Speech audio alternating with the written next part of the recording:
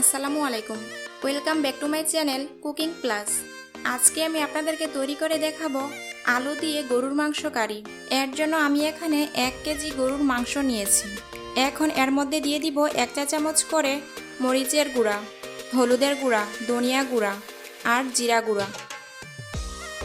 দিচ্ছি হাফ চা চামচ জয়ফল জয়ত্রী গুঁড়া, সাথে দিচ্ছি হাফ চা চামচ কালো গোলমরিচের গুঁড়া, দিচ্ছি 1 চা চামচ লবণ, 2 টুকরো দারচিনি, 3টি এলাচ, 3-4টি লবঙ্গ, 2টি তেজপাতা মাঝখান থেকে ছিঁড়ে দিয়ে দিচ্ছি।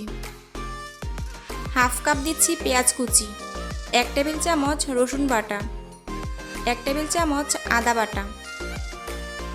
তারপর দিয়ে দিব 3 টেবিল চামচ টক দই। দইটা আমি এভাবে একটু ফেটে তারপর দিয়ে দিচ্ছি।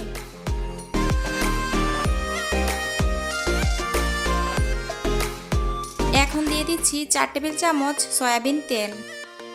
এবার সব কিছু একত্রে ভালোভাবে মিশিয়ে নিব।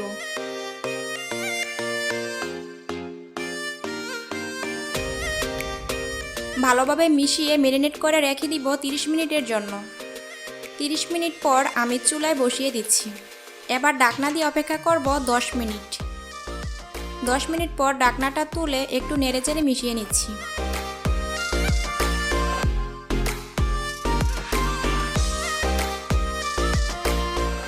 তারপর আবারও ঢেকে দিব আর অপেক্ষা করব মাংসের পানিটা শুকিয়ে ভুনা ভুনা হয়ে আসা পর্যন্ত। আর অবশ্যই একটু পরপর নেড়েচেড়ে দিতে হবে। ঢাকনাটা এখন তুলে নিচ্ছি। মাংসের পানিটা শুকিয়ে যখন ভুনা ভুনা হয়ে আসবে তখন বড় বড় টুকরো করে রাখা আলু দিয়ে দিচ্ছি।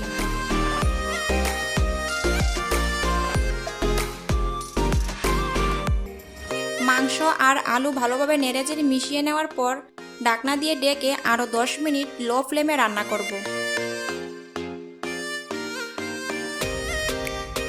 10 মিনিট পর গরম পানি দিয়ে দিচ্ছি মাংস আর আলু সিদ্ধ হওয়ার জন্য। অবশ্যই গরম পানিটা দেওয়ার চেষ্টা করবেন, তাহলে মাংসটা তাড়াতাড়ি সিদ্ধ হয়ে যাবে।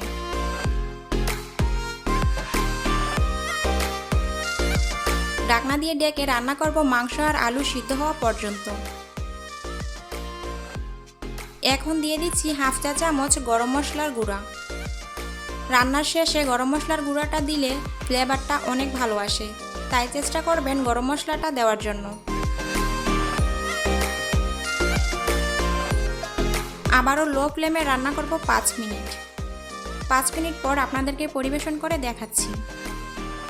আশা করছি আজকের রেসিপিটি আপনাদের সবার ভালো লেগেছে।